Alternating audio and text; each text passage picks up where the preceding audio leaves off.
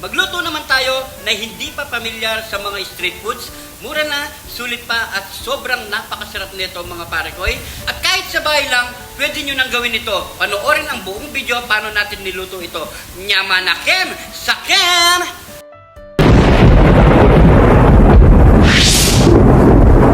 Dito sibuyas, bawang, carrots, onion leek, bulaklak ng kalabasa, pamintang wasak, magic seasoning, kidlat ni John TV, harina, at San Marino. Unang gagawin natin, ilagay ang San Marino sa bowl, ilagay na ang sibuyas at carrots, onion leek, lagyan ng bawang, at ang ating bulaklak ng kalabasa.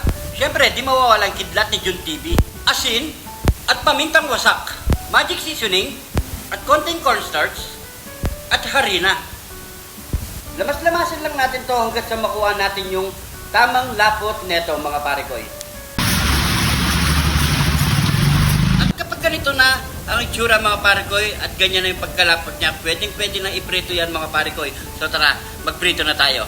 Magpainit na tayo ng mantika mga pare ko at kailangan mainit ang ating mantika bago natin siya iprito. Mainit na nga ang ating mantika mga pare ko, so tara, magpiprito na tayo.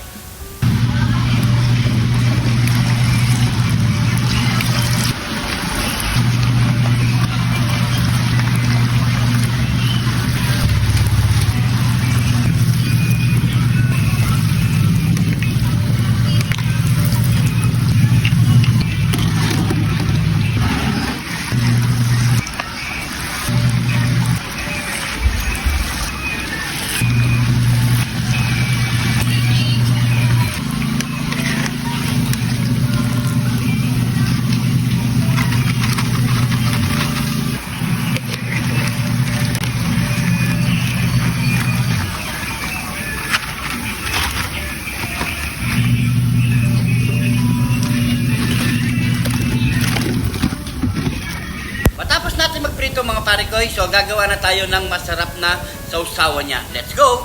Ilagay na natin ang tubig na may toyo, lagyan ng beef cubes, pamintang wasak, at kidlat ni John TV, sibuyas na pula, brown sugar, harina na may tubig para sa ating pampalapot. Haluin lang natin ng haluin to mga pare ko. Huwag po natin hayaan hindi haluin to para hindi masunog sa ilalim mga pare ko. So hanggat sa lumapot, huwag po natin tigilin haluin. At kapag ganito na itsura ng ating sauce mga pare ko, pwede na ganyan lapot mga pare ko. Kapag lumamig pa yan, lalapot pa ng bahagya yan. So, at magtuhog na tayo ng 3 piraso mga pare ko sa isang stick. Ayan, oh, grabe. Siyempre, ano pang kasunod niyan? Nyamanaken! Saken! Heto na ang ating ginawang San Marino veggie ball. You know? Heto na. Subukan na natin mga pare ko. You know? Grabe. Natatakam na talaga ako. Unang subo, first bite mga pare ko. Grabe, ang sarap. At hindi magpapahuling titikim si pare ko Arnold. Grabe sumubo, walang ipin. Nyamanaken, sakit. Kainin po tayo mga pare ko habang mainit. You know? Napaso pa yung gilagid ko mga hindi talaga nagpapahuli si pare ko Arnold. Nyamanaken, sakit. Kain lang po tayo, sabay nyo na kami mga pare ko para di po kayo magutom sa kakapanood sa amin mga pare ko. Nyamanaken, no? Saken. Kaya subukan nyo na mga pare ko, napakatipid at napakasarap mga pare ko. Kahit hindi na kayo lumabas, sulit na sulit, kahit sa bahay lang magagawa nyo na mga pare ko. At syempre, hindi pa yan, masarap pa yan sa kanin mga pare ko. Pwede pang ulamin yan. Kain na po tayo ng tanghalian at merienda. Kaya, apir mo, pare ko Arnold. Ang sarap sa kanin. The best. Sabay yung kanin.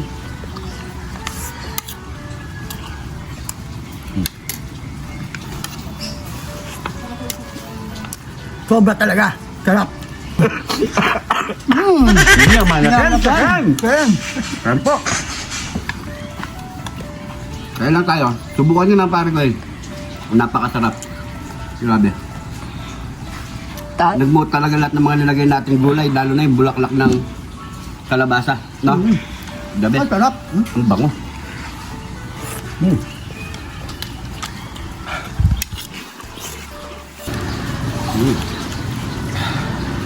Grabe, sobrang sarap. Ganyan tayo.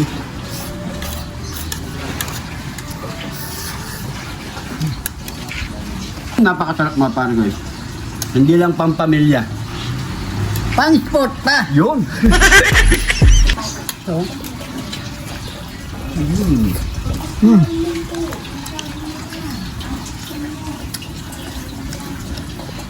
Sigurado. Nakakatipid pa kayo. Napakasarap pa mga pare ko. Sa panoorin nyo lang itong buong video natin mga pare ko. Paano natin ito ginawa. Grabe sarap. Eh.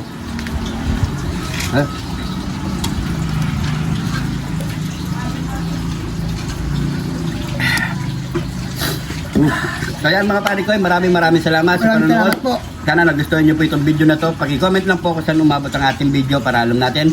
Yung bagong followers natin, maraming salamat po. Welcome na welcome po kayo dito. Siguro hanggang dito na lang. Maraming salamat po. Ingat po kayo lagi. God bless po.